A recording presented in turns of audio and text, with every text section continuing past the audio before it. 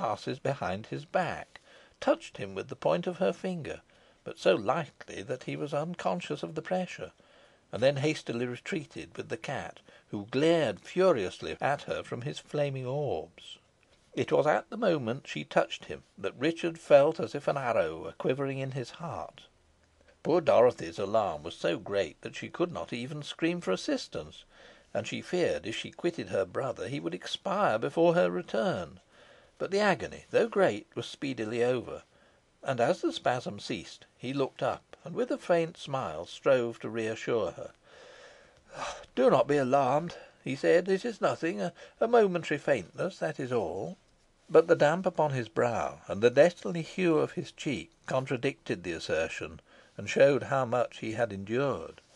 "It was more than momentary faintness, dear Richard," replied Dorothy. "It was a frightful seizure, so frightful that I almost feared but no matter. You know I am easily alarmed. Thank God, here is some colour coming into your cheeks. You are better now, I see. Lean upon me, and let us return to the house." "I can walk unassisted," said Richard, rising with an effort. "Do not despise my feeble aid," replied Dorothy, taking his arm under her own. "You will be quite well soon." "I am quite well now," said Richard, halting after he had advanced a few paces. "The attack is altogether past. Do you not see Alizon coming towards us? Not a word of this sudden seizure to her. Do you mind, Dorothy?"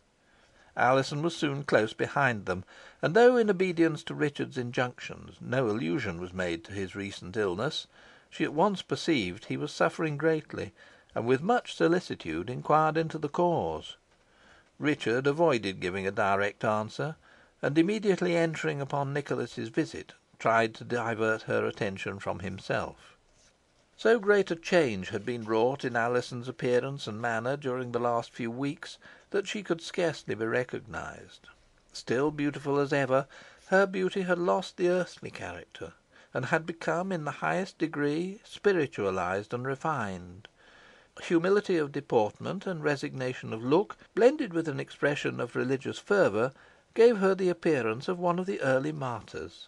Unremitting ardour in the pursuance of her devotional exercises by day, and long vigils at night, had worn down her frame, and robbed it of some of its grace and fullness of outline, but this attenuation had a charm of its own, and gave a touching interest to the figure which was wanting before.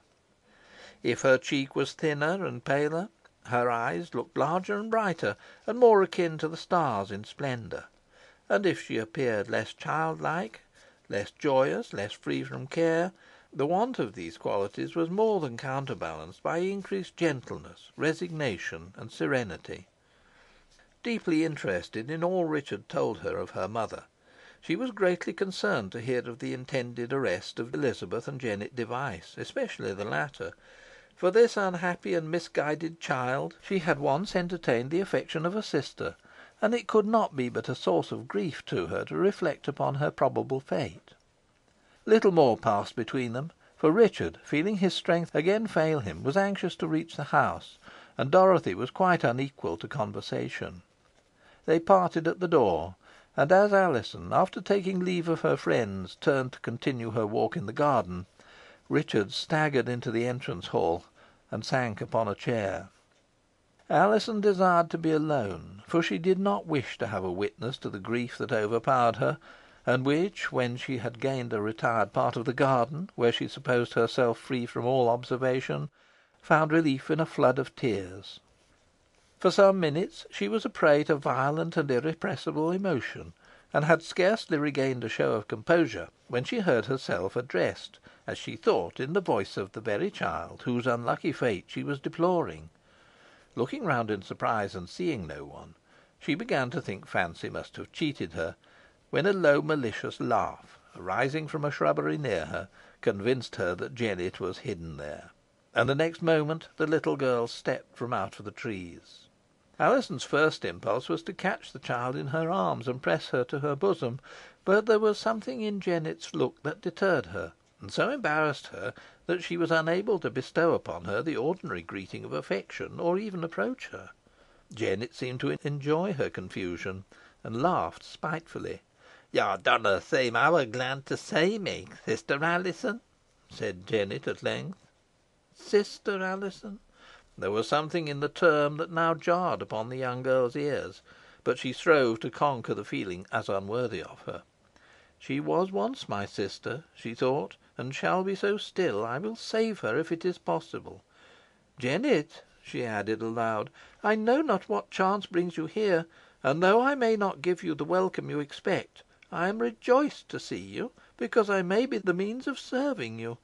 Do not be alarmed at what I am going to tell you. The danger, I hope, is past, or at all events may be avoided. Your liberty is threatened, and at the very moment I see you here, I was lamenting your supposed condition as a prisoner." Jennet laughed louder and more spitefully than before, and looked so like a little fury, that Alizon's blood ran cold at the sight of it. "I know it all, sister Alizon," she cried, "and that is why I come here. Brother Jem's a prisoner in Whalley Abbey. Mother's a prisoner there too, and I should have kept them company if Tib hadna brought me off. Now listen to me, Alizon, for this is my business with you. You mun get mother and Jem out to night. Ay, to night. You con do it if you win, and unless you do, but I winna threaten you till I get your answer." "How am I to set them free?" asked Alizon, greatly alarmed. "You need only say the word to young Richard Assheton, and the job's done," replied Jennet. "I refuse, positively refuse to do so," rejoined Alizon, indignantly. "Very well," cried Jennet, with a look of concentrated malice and fury. "Then take the consequences. Them will be ta'en to Lancaster Castle, and lose their lives theere. But yo shan go too, ay, and be burnt as a witch. A witch, d'ye mark, wench, eh?" "I defy your malice," cried Alizon. "Defy me!" screamed Jennet. "What ho, Tib!" And at the call a huge black cat sprang from out of the shrubbery. "Tear her flesh from her bones," cried the little girl, pointing to Alizon, and stamping furiously on the ground. Tib erected his back and glared like a tiger, but he seemed unwilling or unable to obey the order. Alizon, who had completely recovered her courage, regarded him fixedly, and apparently without terror. "Why dostna seize her and tear her i' pieces?" cried the infuriated child. "He dares not. He has no power over me," said Alizon. "Oh, Jennet, cast him off. Your wicked agent appears to befriend you now, but he will lead you to certain destruction. Come with me, and I will save you." "Off!" cried Jennet, repelling her with furious gestures. "Off! I winna go wi' you. I winna be saved, as yo term it. I hate you more than ever, and I would strike you dead at my feet if I could.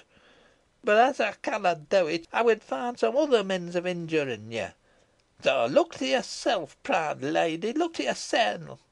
I ha already smitten you in a place where you win feel it sore, and I win repeat the blow. And I'll leave you, but we shall meet again. Come along, Tib."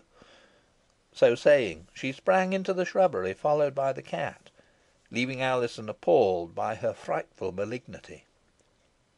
CHAPTER 4.